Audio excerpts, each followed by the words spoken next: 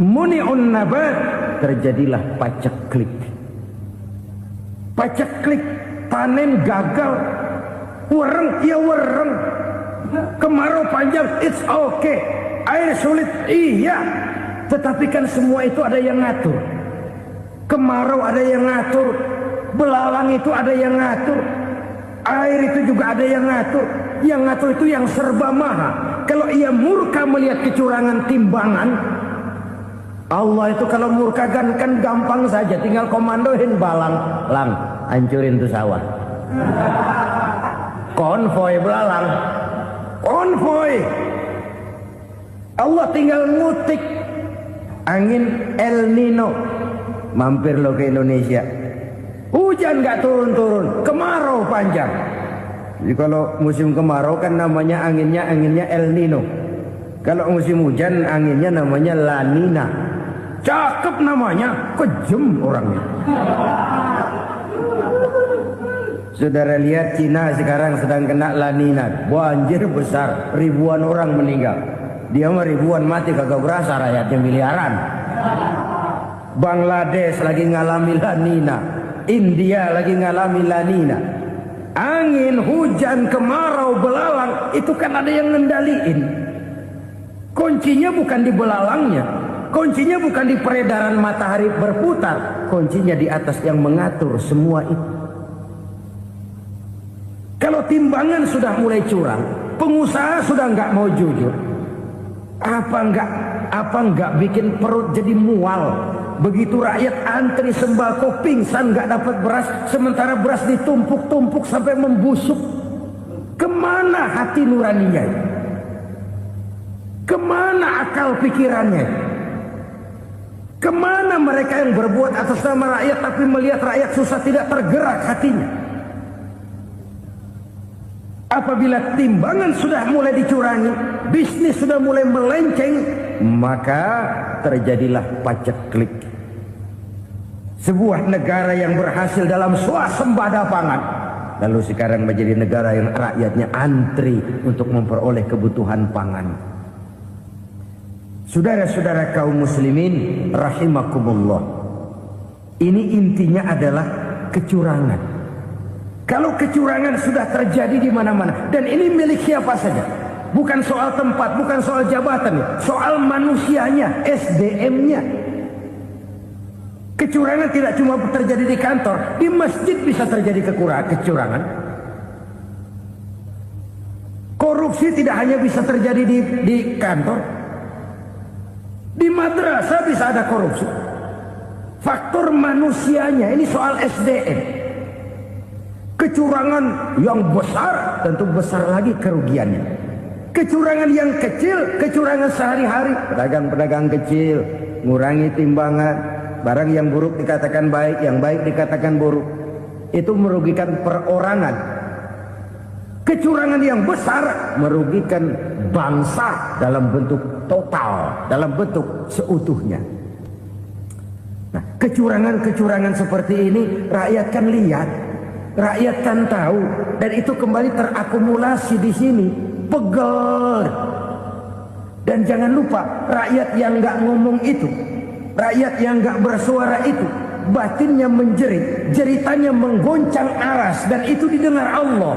Yadullah fauqal jamaah, kata Nabi. Tangan Tuhan di atas orang banyak. Jeritan hati rakyat menggoncang aras. Rakyat yang terlalu banyak dizolim, rakyat yang terlalu banyak dirugikan, ya rakyat yang terlalu banyak di atas namakan, menjerit batinnya, menggoncang aras, dan Allah bisa menggerakkan apa saja untuk membuat satu situasi.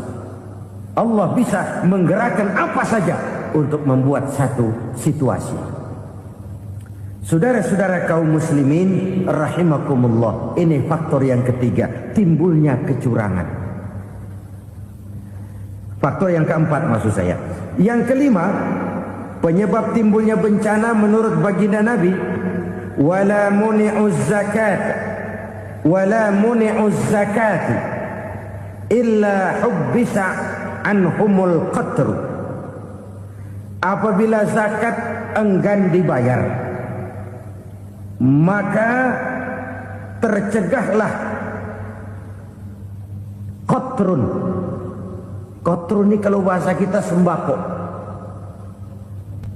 Maka tercegahlah kebutuhan-kebutuhan yang kita perlukan. Ini, kita tidak meragukan bahwa yang kita tuju adalah masyarakat yang adil dalam kemakmuran dan makmur dalam keadilan. Nah, antara kemakmuran dan keadilan ini memang sering tidak bisa berjalan seiring. Pada saat kemakmuran kita kejar, ekonomi kita pacu, ada nilai-nilai keadilan yang tertinggal. Pada saat nilai keadilan kita tegakkan benar-benar, ada unsur-unsur kemakmuran yang terabaikan. Oke, kita bisa mengatakan kasus. Oke, kita bisa mengatakan itu sebagian kecil. Tapi kalau sebagian kecil, lama-lama kan jadi sebagian besar. Oke, kita mengejar kemakmuran. Pertanyaannya, kemakmuran untuk siapa? Oke, kita berikan kelompok tertentu kue yang besar dengan harapan nanti dia bagiin kuenya kepada yang kecil-kecil. Tapi kenyataan, mereka yang dapat kue besar akhirnya malah lupa diri dan lupa daratan. Mau makin besar, malah memeras yang kecil-kecil ini. Sekarang kan yang kecil modali yang besar. Ramai-ramai buka bank, ternyata kamuflase. Uang banknya untuk kredit perusahaannya sendiri. Nasabahnya rakyat kecil. Artinya apa? Rakyat kecil disuruh modalin orang yang udah gede. Ini kan sumber geledek urusan.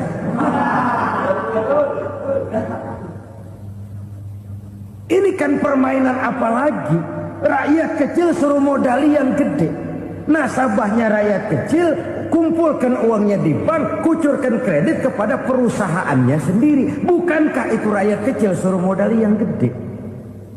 Sudah begitu kejamkah kita untuk meraih keuntungan dengan mengorbankan orang kecil ini? Sudah tidak bicara lagi kah nurani kita melihat penderitaan orang yang semakin susah ini? Kalau zakat enggan dibayar, padahal zakat 2,5% saja, 2,5% saja.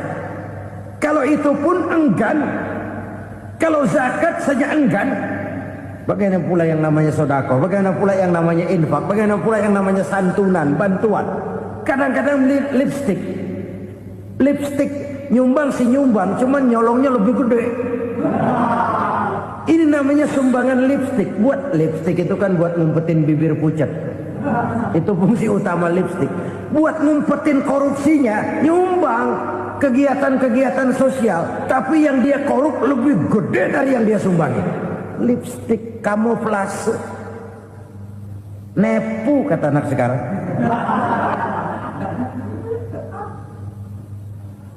Saudara-saudara kaum muslimin rahimakumullah.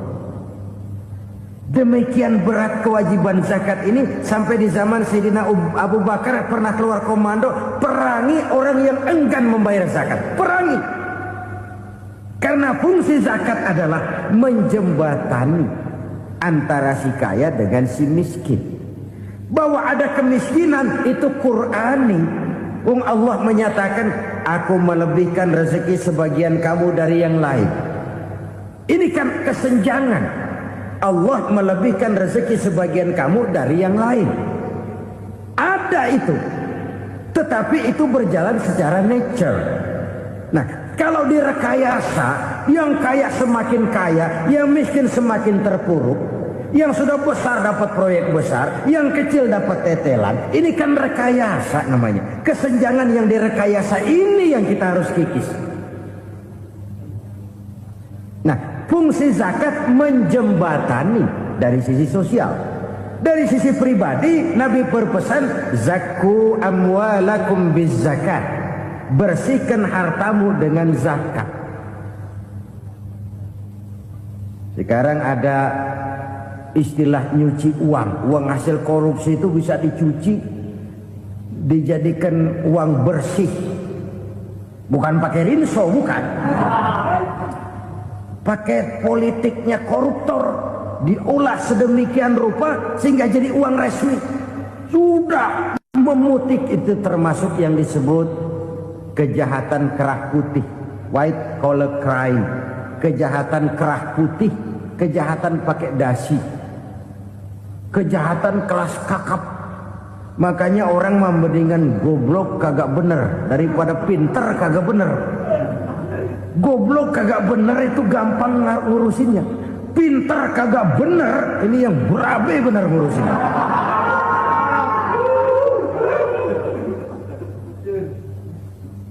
Kita bukan cuma perlu orang pinter kok di zaman sekarang. Kita perlu orang-orang bener yang punya komitmen, yang sesuai kata dan perbuatan, yang bisa merasakan apa yang dirasakan oleh rakyat, yang punya sense of politik yang tinggi, yang peka, yang penuh keterbukaan, yang punya wawasan dan pandangan jauh ke depan. Dari sisi pribadi, zakat itu membersihkan harta kita. Ya, dia tercampur dengan yang subuhat, dia bahkan mungkin tercampur dengan sedikit-sedikit yang haram. Itu zakku amwalakum bizzakat. Bersihkan hartamu dengan zakat itu. Pada sisi sosial ia menjembatani, pada sisi pribadi ia membersihkan harta kita. Karena itu kalau kita minta berdoa minta rezeki, syarat rezeki itu halalan, thayyiban, wasi'an. Nggak pernah kurang dari 3 itu. Halal, bagus, banyak. Halal, bagus, tapi sedikit, susah ngaturnya. Halal, banyak, tapi kurang bagus. Buat apaan? Bagus, banyak, tapi haram. Enggak ada artinya. Sebab kata Imamul Ghazali, kalau kau terlalu suka memakan makanan yang haram, dikunyah masuk ke dalam perut besar, digiling oleh perut besar, menghasilkan energi, menggerakkan sel-sel pembuluh saraf, kau juga akan cenderung berpikir yang haram. Kalau sudah cenderung berpikir yang haram, perbuatan pun akan mengarah kepada perbuatan-perbuatan yang haram. Dulu waktu kelompok Jimbaran 200 konglomerat Indonesia kumpul dihimbau supaya sekian persen kasih pengusaha lemah. Itu kan cuma sekedar belas kasihan, tidak banyak menolong keadaan. Dan bukan itu yang diperlukan pengusaha-pengusaha kecil. Yang diperlukan adalah berikan kami kesempatan seperti mereka dapat kesempatan. Berikan kami peluang seperti mereka juga dikasih peluang. Kalau cuma dikasih 100 juta, 200 juta hari ini, usaha kami nggak ada prospeknya, peluang kagak ada, kan sama juga bohong. Diceburin ke kali, disuruh berenang, tangan diikat, mendingan mampusin ketahuan. Ayo berenang, berlomba, tangan diikat, kaki diikat. Sama saja nyuruh mati. Jadi jangan kasih ikannya, kasih kailnya. Yang diperlukan pengusaha kecil menengah ke bawah itu bukan cuma sekedar belas kasih dari konglomerat-konglomerat besar. Berikan kami peluang seperti mereka juga dapat peluang. Berikan kami kesempatan seperti mereka dapat kesempatan. Berikan kami kredit dengan kemudahan seperti mereka juga kalau minta kredit begitu mudahnya. Menciptakan peluang dan kesempatan, pemerataan, bukan menciptakan manusia Indonesia dengan standar ekonomi yang sama. Semua rumahnya harus sama, semua punya mobil. Itu sih kebersamaan bebek. Bebek, coba lihat bebek, satu ngalor semua, satu ngidul semua. Kebersamaan bukan itu. Kebersamaan adalah menciptakan peluang. Kalau yang kaya bisa semakin kaya, kenapa yang miskin tidak bisa ikut naik jadi sedikit kaya? Kalau pengusaha yang sudah kuat bisa bertambah menjadi kuat dengan proyek mega proyek, kenapa yang menengah tidak bisa ikut menjadi kuat? Dan kenapa kekejian itu merajalela? Kita dengar lewat berita-berita PLN tekor, PLN utang. Kenapa? Dia beli listrik dari swasta yang belinya lebih mahal daripada penjualannya. Artinya dia beli itu listrik dari perusahaan listrik swasta, dia jual kepada rakyat lagi. harga jualnya lebih murah daripada dia beli kepada swasta.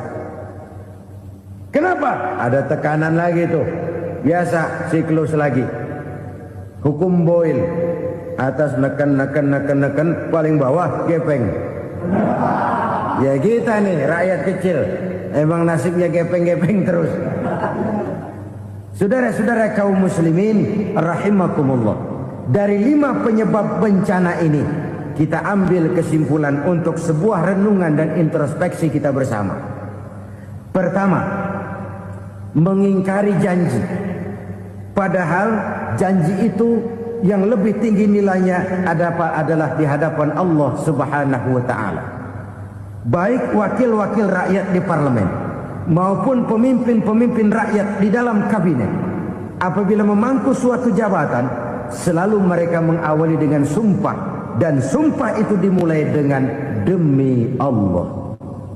Sadarkah kita pada saat itu kita ucapkan bahwa kita sudah mempertaruhkan Allah untuk jabatan yang kita pegang?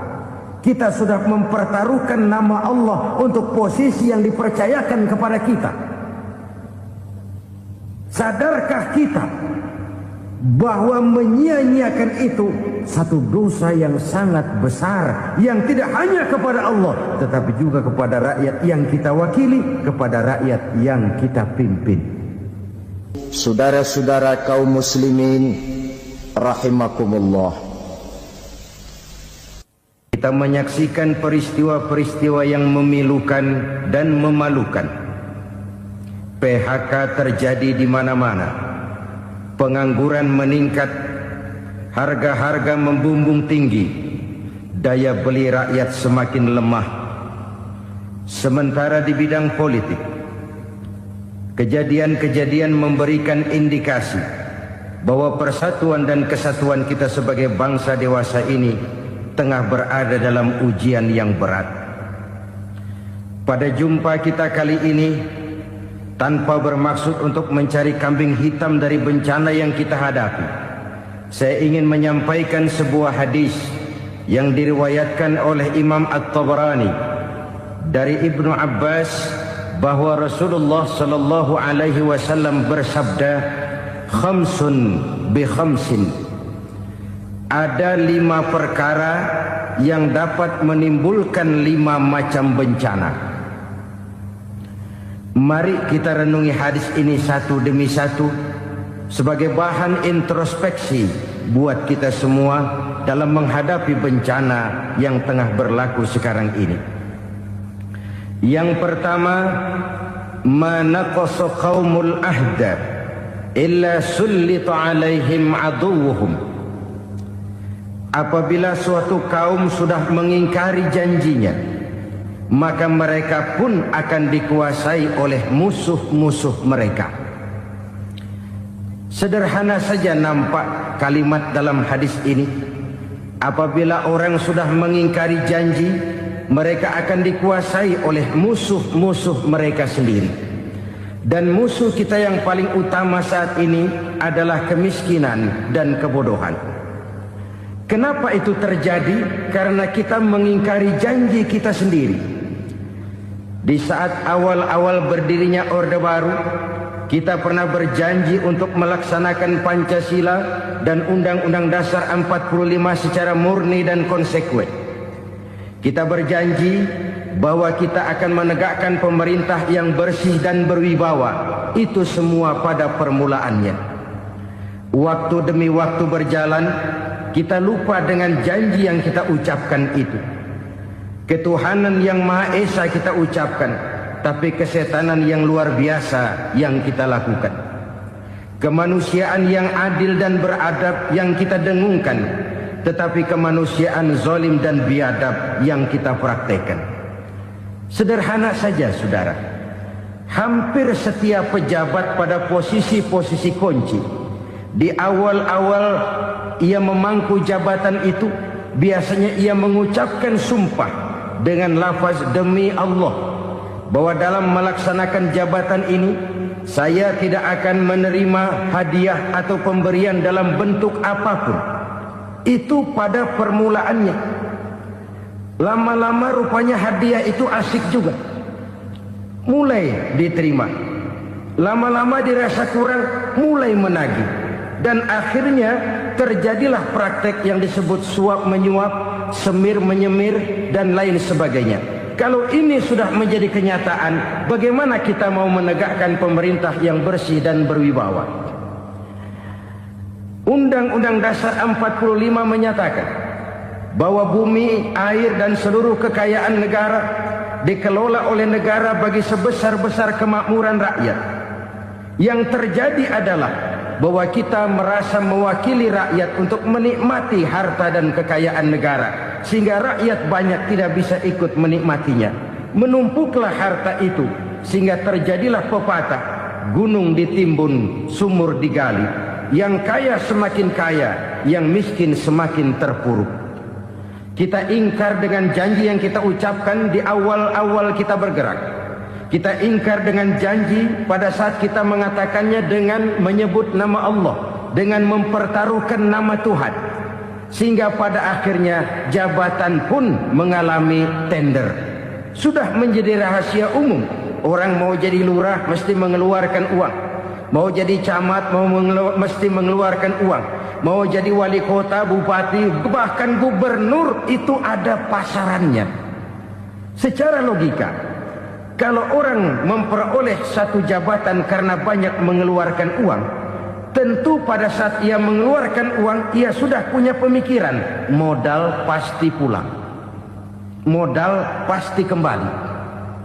Kalau orang memperoleh suatu jabatan karena banyak mengeluarkan uang, maka langkah pertama yang dia lakukan setelah memangku jabatan itu ialah bagaimana uang bisa kembali, bagaimana modal bisa pulang. Kalau modal sudah pulang, pikiran berikutnya bagaimana supaya dapat untung. Lalu kapan mau bekerja untuk kepentingan rakyat? Itu nomor 18. Kemudian kalau ada proyek-proyek besar, pertanyaannya ialah bukan apakah proyek ini bermanfaat bagi rakyat, apakah proyek ini layak untuk diteruskan, tetapi yang jadi pertanyaan paling utama ialah bagian saya berapa duit dari proyek ini. Kita bisa lihat proyek, mega proyek lahan 1 juta hektar di Kalimantan Tengah, triliunan rupiah, dan proyek itu gagal. SD Impres bulan ini diresmikan, bulan depan retak. Jembatan-jembatan bulan ini gunting pita, bulan depan runtuh. Kita ingkar dengan janji. Kita berkata kita bekerja untuk kepentingan rakyat, tapi kita tidak pernah mengenal rakyat itu. Apabila suatu kaum sudah mulai mengingkari janji, maka mereka akan dikuasai oleh musuh-musuh mereka. Akibatnya tersusunlah barisan-barisan sakit hati yang makin lama makin menjadi bola salju, menggelinding membesar, dan kemudian terjadilah hal-hal yang tidak kita inginkan lagi. Apabila suatu kaum sudah mengingkari janji, maka mereka akan dikuasai oleh musuh-musuh mereka. Ini penyebab bencana yang pertama. Kita tidak konsekuen. Tadinya kita dengan lantang teriak-teriak berantas korupsi, ganyang korupsi. Pada waktu kita belum mendapat kesempatan. Setelah kita naik punya kesempatan, rupanya korupsi enak juga dirasa. Terjadi pergeseran nilai, orang luntur, kehilangan idealisme awal. Lalu untuk menghibur diri, menutup kesalahan, kita gunakanlah pepatah bahwa tidak ada gading yang tak retak, bahwa kita harus mikul dhuwur mendem jero. Itu semua cuma sebagai dalih agar kesalahan kita tidak dibicarakan orang lain. Padahal kita sendiri yang mengingkari janji. Kita yang keluar dari komitmen awal kita. Kita berjanji melaksanakan Pancasila dan Undang-Undang Dasar 45 dengan murni dan konsekuen. Kita berjanji untuk menegakkan pemerintah yang bersih dan berwibawa. Namun dalam kenyataannya itu tidak kita laksanakan dengan sebagaimana mestinya. kita bergeser, kita mengalami proses degradasi, peluncuran nilai, dan akhirnya terbentuklah barisan-barisan sakit hati yang semakin lama semakin membesar itu. Kita harus introspeksi. Memang kalau zaman sedang susah, biasanya kambing hitam laris, tukang kompor gentayangan. Itu dari dulu selalu mencari kambing hitam. Karena itu kita tidak bicara orang, kita tidak bicara siapa yang salah, kita bicara sistem, dan sistem itu bisa mengena siapa saja. Kalau orang sudah mulai mengingkari janji, bergeser dari komitmen awal, itu sudah mulai ia mengalami proses peluncuran, proses degradasi. Ini penyebab yang pertama. Kita tidak lagi konsekuen bahwa bumi, air, sumber daya alam adalah milik negara, dikuasai oleh negara, digunakan bagi sebesar-besar kemakmuran rakyat. Ternyata rakyat yang makmur itu tidak merupakan gambaran yang menyeluruh dari rakyat kita. Undang-undang dasar kita menganut ekonomi kekeluargaan, tapi yang kita praktekkan adalah ekonomi keluarga. Kalau bukan keluarga nggak dapat proyek. Kalau bukan keluarga nggak dapat macam-macam. Kekeluargaan kita rubah menjadi keluarga. Timbullah penyakit nepotisme. Kita bergeser, kita ingkari janji, dan kita anggap kita atasnamakan rakyat. Rakyat cuma sekedar jadi address, rakyat cuma sekedar jadi alamat, tetapi kehidupan mereka tidak banyak berubah dan tidak banyak terangkat. Kaum muslimin rahimakumullah, ini penyakit yang pertama, penyebab bencana yang pertama. Yang kedua, kata Nabi, wa ma hakamu bighairi ma anzalallah. Apabila hukum yang diterapkan sudah tidak lagi bersumber dari hukum Allah, illa fasha fihimul faqru, maka akan bertebaranlah kemiskinan di mana-mana. Ini artinya apa? Apabila hukum tinggal sebuah stempel, apabila hukum sudah diatur menurut kepentingan, apabila hukum sudah tidak lagi ditegakkan secara adil, maka kemiskinan merambah di mana-mana. Hukum diatur menurut selera orang yang sedang berkuasa, maka yang benar bisa jadi salah, yang salah bisa jadi benar. Hukum dalam kenyataan hidup berlaku seperti pisau. Pisau itu kan saudara lihat, yang namanya pisau dimanapun itu tajamnya ke bawah, ke atas tumpul. Kalau hukum itu, kalau untuk rakyat, hukum itu tajam bukan main, cepat sekali dilaksanakan. Tapi giliran menengah ke atas, yang gedean dikit berbuat salah, hukum tumpul. Hukum pura-pura tidak dengar. Akibatnya terluka rasa keadilan rakyat. Satu kasus rakyat diam, dua kasus rakyat diam, tiga kasus rakyat diam. Kasus terakumulasi di hati rakyat. Luka rasa keadilan, dan itu menjadi sumber bencana. Penjarahan, kita tidak setuju itu. Tapi kita harus melihat kausalnya. Itu kan tidak berdiri sendiri. Itu kan karena terlukanya rasa keadilan rakyat, melihat kesempatan ini tidak merata. Kalau rakyat ini yang ngajukan kredit ke bank, walaupun jumlahnya cuma jutaan, ratusan ribu, susahnya 17 setan. Tapi ada orang-orang tertentu yang agunannya palsu, jaminannya palsu, bawa kata belece, bukan cuma miliaran, triliunan kredit bisa keluar. Terluka rasa keadilan, hilangnya kesempatan. Rakyat cuma dapat kesempitan, jarang dapat kesempatan. Dari lukanya rasa keadilan ini, memang ya entah lipstick, entah basa-basi, dibentuklah tim ini, dibentuklah badan pengawas ini, dibentuklah tim ini. Kalau membentur tahu, hancur tahu. Tapi kalau tim yang dibentuk membentur karang, bukan karangnya yang hancur biasanya, timnya yang bubar. Kenapa? Yang dibentur batu karang yang sangat keras. Kita main-main dengan hukum. Kita tidak konsekuen dengan hukum. Luka rasa keadilan dan itu terakumulasi. Edi Tamsil, rakyat tahu, terakumulasi. Menguap begitu saja. Kasus-kasus lain rakyat tahu, menguap begitu saja. Ketidakadilan terakumulasi, mengendap di hati rakyat, menunggu ledakan. Pada saat sumbu meledak, rakyat tidak bisa dibendung lagi. Oke, kita tidak setuju dengan penjarahan, tapi jangan melihat itu sebagai peristiwa yang berdiri sendiri. Kenapa itu terjadi? Kausalnya kenapa? Oke, kita tidak setuju memang, tapi yang dijarah oleh rakyat kan memang cuma untuk perut.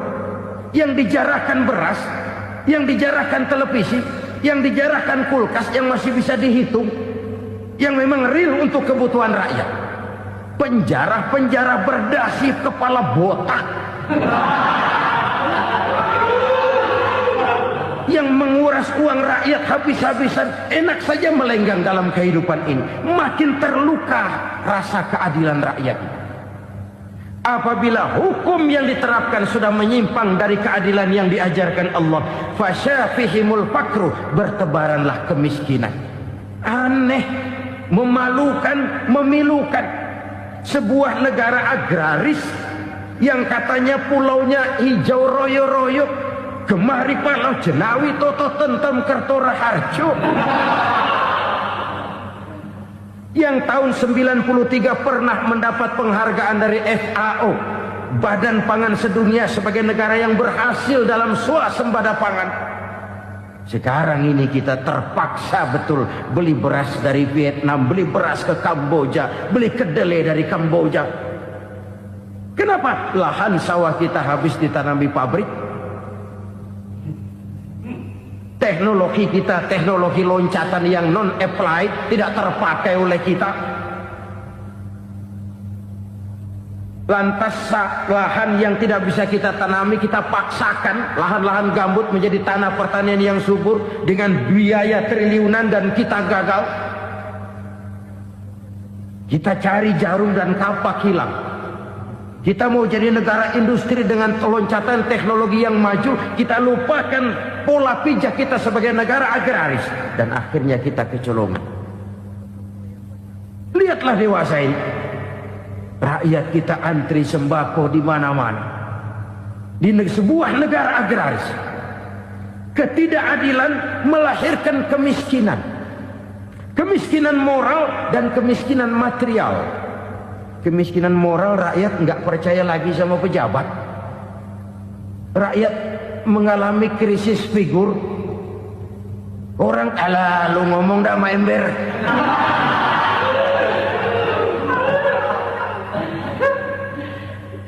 Penataran yang menghabiskan biaya miliaran itu melahirkan pejabat-pejabat korup. Pengawasan yang menghabiskan biaya miliaran itu ternyata impoten, mandul. Kemiskinan moral. Jujur saya berkata, saudara-saudara, setelah pintu reformasi dibuka, itu yang masuk memang macam-macam. Ada yang memang punya tujuan murni, konsekuen dan punya konsep. Ada yang nunggu di tikungan, begitu mobil lewat nyamber pintu, berangkat ikut reformasi. Ada yang memanfaatkan momentum, mumpung, untuk nyampein unek-unek, ngerti nggak, pokoknya ngomong. Sehingga keadaan semakin rancu, kebingungan semakin menjadi-jadi, masalah yang paling urgen tidak terselesaikan. Sekarang ini orang berpikir mendingan jadi pala ular daripada jadi buntut macan. Buntut macan memang hebat macan, tapi kalau buntutnya cuma ugel-ugel di belakang buat apa?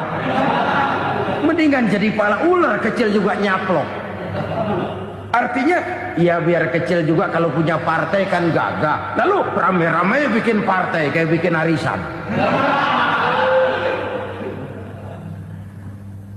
Orang makin mengalami dislokasi. Semua mau jadi pahlawan, semua mau nomor satu, semua ngomong. Iya kalau bidangnya, kalau bukan makin rancu. Marilah lewat kesempatan ini saya mengajak kita untuk tahu diri. Biarkan politisi ngomong politik, biarkan ekonom menata ekonomi, biarkan praktisi bicara soal hukum, biarkan rakyat munajat, istighfar, mohon pertolongan Allah. Tahu diri kita. Kalau memang ayam, kukuruyuk aja dah. Kalau memang kucing, ayo ngeong. Kalau kambing, silahkan ngembe. Udah tahu ayam, ngeong bunyinya. Suaranya palas, orang nggak ngerti, bingung, makin menjadi-jadi. Ibarat kesebelasan sepak bola bangsa kita sekarang ini, rame-rame mau bikin gol, kiper ikut nyerang sekarang. Memilukan dan bahkan memalukan. Wa ma hakamu bighairi ma anzalallah illa fasyafihimul fakru. Kalau hukum yang diterapkan sudah menyimpang dari keadilan yang diajarkan Allah, bertebaranlah kemiskinan di mana-mana. Coba sekarang ini, yang punya duit bingung, apalagi yang kagak punya duit. Yang pengusaha gede ngeluh, apalagi yang pengusaha pas-pasan. Yang kagak punya beras, yang punya beras saja masih bingung, apalagi yang nggak punya beras. Ini sudah demikian merata.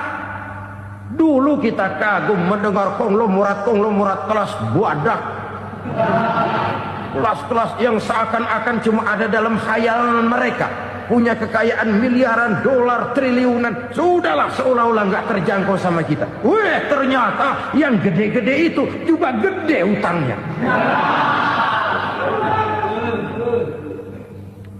Dan rontok satu demi satu. Ternyata rakyat selama ini cuma dialamatkan, cuma dijadikan adres. Rakyat yang tidak banyak ngerti persoalan ini harus menanggung hidup ini begini berat, harus menanggung beban hidup ini begini tinggi. Daya beli semakin lemah, semakin terpuruk dan terpuruk, sedang keadaan belum juga banyak berubah. Yang hutang sama luar negeri itu kan bukan rakyat kecil, Ciano. Yang banyak nyimpen dolar juga kan Ciano. Rakyat kecil bocah kampung mah jangankan nyimpen dolar, ngelihat juga tumben. Kemana kita mesti bercermin? Sekali lagi saya mengatakan, maaf, kita tidak bermaksud mencari kambing hitam. Karena itu kita tidak bicara orang, kita bicara sistem, kita bicara keadaan. Beginilah yang dikatakan Nabi, penyebab timbulnya bencana, hukum yang ditegakkan tidak lagi berorientasi kepada keadilan, tapi berorientasi kepada kepentingan. Akhirnya bentuk hukum seperti pisau, tajam ke bawah, tumpul ke atas. Hukum cuma buat rakyat kecil, tetapi kelompok menengah ke atas kadang-kadang kebal dari perlakuan hukum. Maka bertebaranlah kemiskinan. Iya, kemiskinan moral berupa lukanya rasa keadilan. Kalau rasa keadilan terluka, orang kan nunggu kesempatan, saudara. Iya, dia nggak bisa ngomong, iya dia nggak sanggup action, iya dia nggak bisa tunjuk rasa, tapi hatinya kan, kapan ada kesempatan, kapan ada waktu, tunggu. Hatinya mesti begitu. Sehingga begitu ada kesempatan, terjadilah hal-hal yang tidak terhindarkan.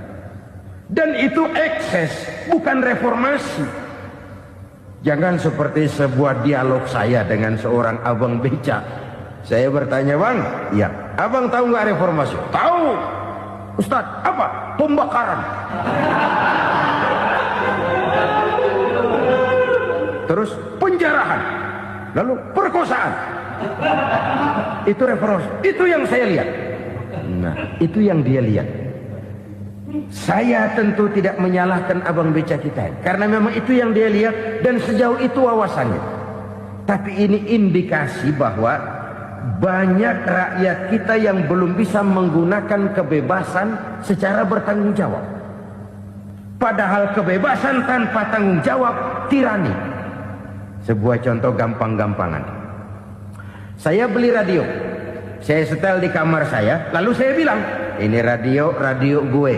Yang beli gue, pakai duit gue setel di kamar gue, sekeras-kerasnya, gak ada urusan sama orang lain. Itu kata saya. Tetapi tetangga saya sebelah rumah kan boleh juga ngomong begitu. Kata tetangga saya, ini mata gue, yang ngantuk gue tidur di kamar gue. Kenapa suara radio lu nyampe kemari? Artinya apa ini? Kebebasan saya nyetel radio dibatasi oleh kebebasan tetangga saya yang mau tidur. Tidak ada kebebasan mutlak. Kebebasan mutlak tanpa tanggung jawab kembali akan melahirkan tirani, kembali akan melahirkan pemaksaan kehendak. Dan itu lagi-lagi bukan demokrasi. Saudara-saudara kaum muslimin rahimakumullah.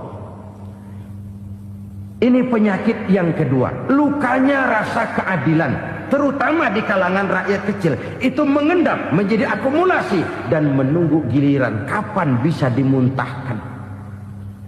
Dengan kata lain, rakyat itu udah banyak banget makan yang perutnya jadi enak, nyelam. Kapan nunggu muntahnya?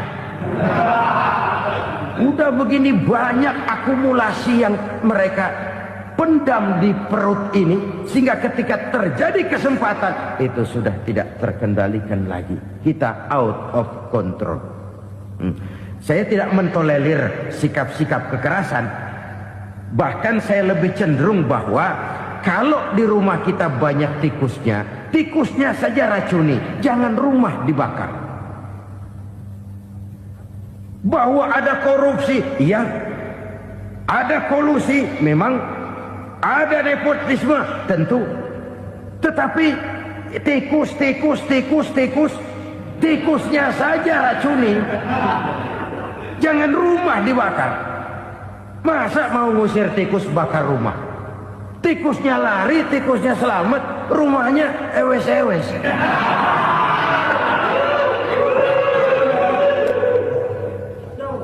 Tikus selamat, rumah nggak punya. Masalah nggak terselesaikan dengan sebagaimana yang kita harapkan. Kita sepakat ini negara hukum, dan di hadapan hukum semua manusia itu sama. Itu prinsip yang diajarkan Allah. Al-musawat bainan nas fi takalifil ahkam. Semua manusia sama dalam berhadapan dengan hukum Allah Subhanahu wa taala. Kalau hukum sudah pandang bulu, itu jelas yang enak yang banyak bulunya. Siapa yang banyak bulunya? Monyet. Kalau hukum pandang bulu, monyet keenakan. Saudara-saudara kaum muslimin rahimakumullah, introspeksi. Mari kita bercermin bagaimana perjalanan hukum selama ini. Kalau introspeksi ini kita temukan, lalu ada upaya untuk memperbaiki diri. Jangan menggunakan tak ada gading yang tak retak, mikul duwur mendem jero untuk menutup-nutupi kesalahan orang. Padahal kesalahan itu sedemikian besar. Padahal rakyat kita tiap hari antri sembako. Ada yang sehari sekali makan, ada yang makan sudah bercampur tiwul, ada yang nasi sudah dicampur pisang, balik jadi orok lagi. Macam-macam upaya rakyat untuk menangsal perut ini. Lalu rakyat ditenang-tenangkan, lebih baik puasa Senin Kemis sambil menghadapi krisis ekonomi. Kenapa rakyat yang disuruh puasa? Kenapa bukan pejabatnya yang puasa lebih dulu untuk kemakmuran rakyat? Kalau rakyat yang memang perutnya udah gepeng disuruh puasa, makin krempeng perutnya. Artinya pejabat harus punya sense of politics. Ya, tidak, puasa itu kan tidak cuma Senin Kemis saja. Puasa itu puasa perasaan, puasa menghargai perasaan yang sedang kondisi yang sedang dihadapi oleh rakyat. Bagaimana rakyat yang tengah antri sembako melihat pejabatnya lewat dengan mobil yang harganya sampai 1 miliar. Oh, inilah pemimpin saya. luka lagi rasa keadilannya. Kita tidak tenggang rasa. Puasa dalam artian itu pun akan menolong menegakkan semangat kebersamaan, membentuk semangat kebersamaan. Saudara-saudara kaum muslimin rahimakumullah, penyebab bencana yang ketiga dikatakan oleh baginda Nabi, wala zaharat fihimul fahishatu illa fasha fihimul maut. Apabila kekejian telah merajalela, maka maut bertebaran di mana-mana. Kita renungi butir kalimat dalam hadis ini. Apabila kekejian telah merajalela, maut bertebaran di mana-mana. Begitu murah arti sebuah kehidupan. Penjarahan untuk hal-hal yang kecil tapi sampai mengorbankan nyawa. Apabila kekejian sudah terjadi di mana-mana, maut pun bertebaran. Maut dalam arti berpisah ruh dengan jasad, tapi juga maut dalam arti orang bisa mati karirnya, orang bisa mati usahanya, orang bisa mati kesempatannya karena perbuatan-perbuatan keji yang selama ini tidak terbendung. Lahirlah teori mafia. Siapa yang kuat dia yang berkuasa, siapa yang lemah dia menjadi mangsa. Proyek-proyek besar yang menang tender itu ya dari itu ke itu saja. Yang pengusaha-pengusaha tidak punya koleksi, koneksi, tidak bisa bayar komisi, dapat proyek tetelan. Ada dagingnya, dikit namanya juga tetelan.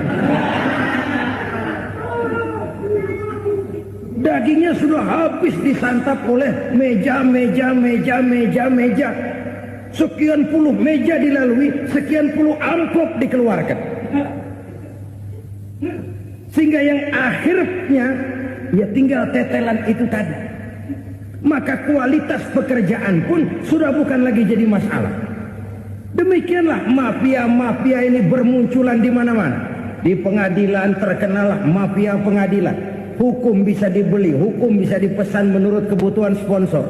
Mafia peradilan, mafia politik, mafia ekonomi, bahkan mafia agama yang menggunakan agama sebagai kedok, menggunakan agama sebagai dalih, menggunakan agama sebagai topeng untuk melancarkan maksud-maksud politiknya pun tidak tertutup kemungkinan. Apabila kekejian telah merajalela, maut bertebaran di mana-mana. Korupsi, kolusi, nepotisme itu bagian dari kekejian. Kita selama ini kalau mendengar maksiat, itu yang terbayang cuma judi, mabuk, zina. Iya itu maksiat. Tapi korupsi, kolusi, nepotisme itu juga maksiat dalam bentuk lain. Kalau ini sudah bertebaran, maka maut terjadi di mana-mana. Jangan bayangkan cuma mati orangnya, itu sih kewajiban. Yang menyakitkan itu orangnya masih hidup tapi dibikin mati. Karirnya mati. Kenapa? Karena yang diperlukan bukan cuma orang pinter tapi orang taat. Biar pinter kalau nggak taat minggir. Biar bodoh kalau taat bisa nyenangin atasan, bisa nyemur. Kumaha juragan wae ayeuna mah. Itu yang kadang-kadang dapat penghargaan. Tidak ada prestasi kerja kecuali bikin senang orang di atas. Kita lihat di desa-desa jalan rusak. Kalau ada berita pejabat anak mau turun, jalan rata sekali. Sampai tanah dari mana aja dikeruk buat ngeratain tuh jalan. Pejabat pulang legok lagi jalanan. Katanya kita kerja buat rakyat, nyatanya kita cuma melayani atasnya. Kenapa? Terjadi lingkaran setan. Seperti kata lagu Dul Sumbang itu. Mahasiswa takut sama dosen, dosen takut sama dekan, dekan takut sama rektor, rektor takut sama menteri, menteri takut sama presiden, presiden takut sama mahasiswa. Lah muter balik lagi, lingkaran setan, lingkaran setan. Saudara-saudara kaum muslimin rahimakumullah, kekejian yang merajalela, praktek-praktek mafia yang tertuang dalam kehidupan sehari-hari menyebabkan orang mati karirnya, jasad masih hidup, karir mati, itu menyakitkan. Mati bisnisnya. Rakyat kecil pernah senang ketika cengkeh booming, harganya bagus, rakyat banyak yang pergi haji. Lalu mau ditata, lahir tata niaga cengkeh, malah amburadul. Harga cengkeh jatuh, petani cengkeh kecil menjerit. Siapa yang untung? Segelintir orang. Masihkah kita pakai atas nama rakyat untuk kepentingan nasional, padahal yang nyanyi cuma segelintir orang? Masihkah kita mau bohongi rakyat ini dengan mobil nasional tapi bikinan Korea? Masihkah kita mau bermain verbalisme, bermain kata? Ini sebuah masa lalu yang tidak perlu terulang lagi untuk masa-masa yang akan datang. Kekejian merajalela, orang mati karir. Bisa mati usaha, mati bisnis. Usahanya maju, dirangkul, hancur. Usahanya maju, dipukul, hancur, tenggelam. Bahkan yang memilukan dan memalukan badan-badan usaha milik negara itu dikebiri sedemikian rupa sehingga tidak menghasilkan hal-hal yang bermanfaat buat negara. Saudara-saudara kaum muslimin rahimakumullah, kalau nafsu yang sudah mengatur itu semua, maka kekejian pun merajalela. Orang sudah pakai teori mafia, yang kuat dia yang menang, yang kuat dia yang berkuasa, yang lemah silakan minggir di sudut-sudut kehidupan. Kalau kekejian seperti ini merajalela, maut bertebaran di mana-mana. Banyak orang mati karirnya, banyak orang mati usahanya, banyak orang mati imajinasinya. Sekarang ini dalam dunia seni yang banyak karyawan seni, bukan seniman.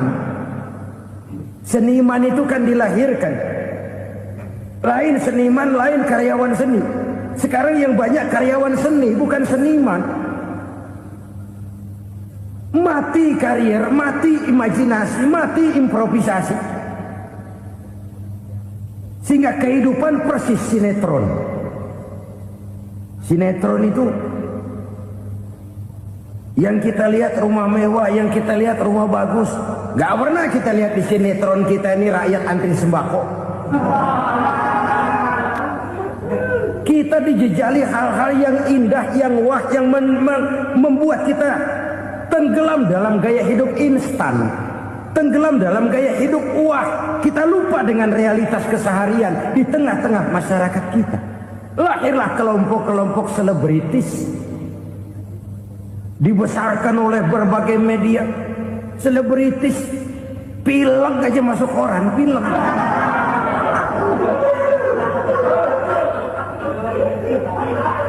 Rakyat yang pingsan antri beras nggak masuk koran. Rakyat yang semaput antri minyak nggak masuk koran. Selebritis panok masuk koran.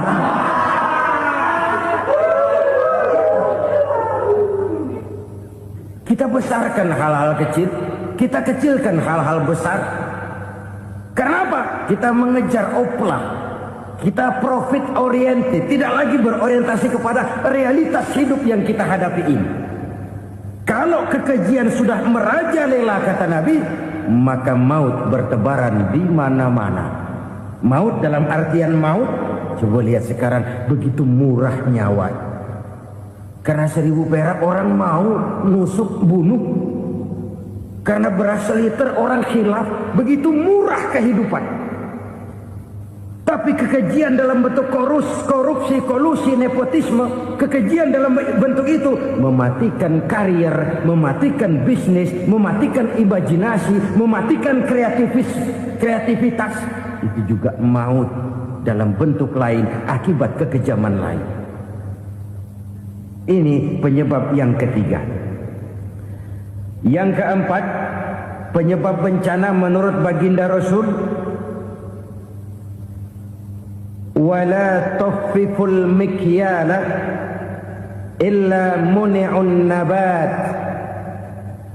Apabila timbangan sudah dicurangi, maka tercegahlah tumbuh-tumbuhan. Apabila timbangan sudah mulai curang, maka terjadilah musim paceklik. Apabila bisnis sudah bergaya mafia tadi itu, kecurangan-kecurangan terjadi, tender di balik pintu, yang dimenangkan cuma kelompok-kelompok yang bisa memberikan presentasi yang besar, muni'un nabat, terjadilah paceklik. Paceklik, panen gagal, wereng ya wereng, kemarau panjang, it's okay, air sulit, iya, tetapi kan semua itu ada yang ngatur. Kemarau ada yang ngatur, belalang itu ada yang ngatur, air itu juga ada yang ngatur. Yang ngatur itu yang serba maha. Kalau ia murka melihat kecurangan timbangan, Allah itu kalau murka kan gampang saja, tinggal komandoin balang, lang, hancurin tuh sawah. Konvoy belalang, konvoy. Allah tinggal ngutik. Angin El Nino, mampir lo ke Indonesia. Hujan gak turun-turun, kemarau panjang. Jadi kalau musim kemarau kan namanya anginnya El Nino. Kalau musim hujan anginnya namanya La Nina. Cakep namanya, kejem orangnya. Saudara lihat Cina sekarang sedang kena La Nina, banjir besar, ribuan orang meninggal. Dia mah ribuan mati kagak berasa, rakyatnya miliaran. Bangladesh lagi ngalami La Nina, India lagi ngalami La Nina. Angin, hujan, kemarau, belalang itu kan ada yang ngendaliin. Kuncinya bukan di belalangnya, kuncinya bukan di peredaran matahari berputar, kuncinya di atas yang mengatur semua itu. Kalau timbangan sudah mulai curang, pengusaha sudah nggak mau jujur, apa enggak bikin perut jadi mual.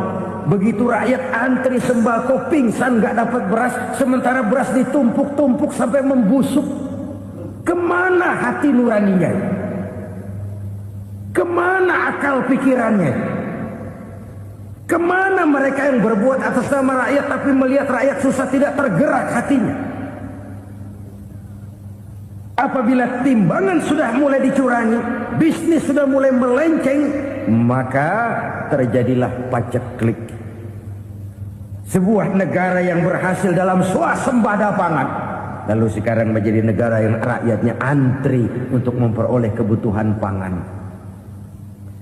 Saudara-saudara kaum muslimin rahimakumullah, ini intinya adalah kecurangan. Kalau kecurangan sudah terjadi di mana-mana, dan ini milik siapa saja, bukan soal tempat, bukan soal jabatan, soal manusianya, SDM-nya. Kecurangan tidak cuma terjadi di kantor, di masjid bisa terjadi kecurangan. Korupsi tidak hanya bisa terjadi di kantor, di madrasah bisa ada korupsi.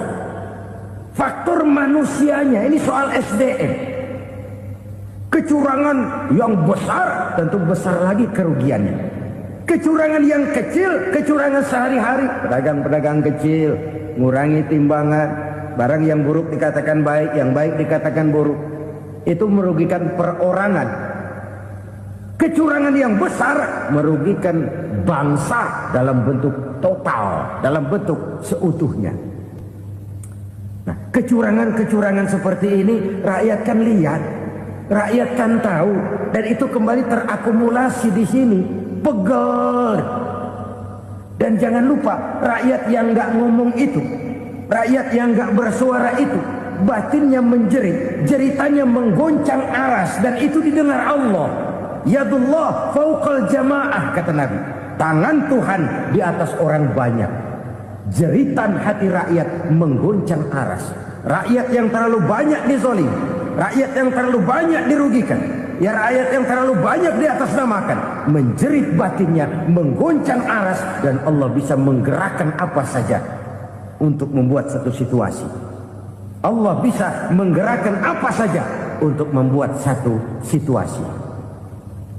Saudara-saudara kaum muslimin rahimakumullah, ini faktor yang ketiga, timbulnya kecurangan. Faktor yang keempat maksud saya. Yang kelima, penyebab timbulnya bencana menurut baginda Nabi, wala muni'uz zakat wala muni'uz zakat illa hubbisa anhumul qatru. Apabila zakat enggan dibayar, maka tercegahlah qatrun. Qatrun ini kalau bahasa kita sembako. Maka tercegahlah kebutuhan-kebutuhan yang kita perlukan. Ini, kita tidak meragukan bahwa yang kita tuju adalah masyarakat yang adil dalam kemakmuran dan makmur dalam keadilan. Nah, antara kemakmuran dan keadilan ini memang sering tidak bisa berjalan seiring. Pada saat kemakmuran kita kejar, ekonomi kita pacu, ada nilai-nilai keadilan yang tertinggal.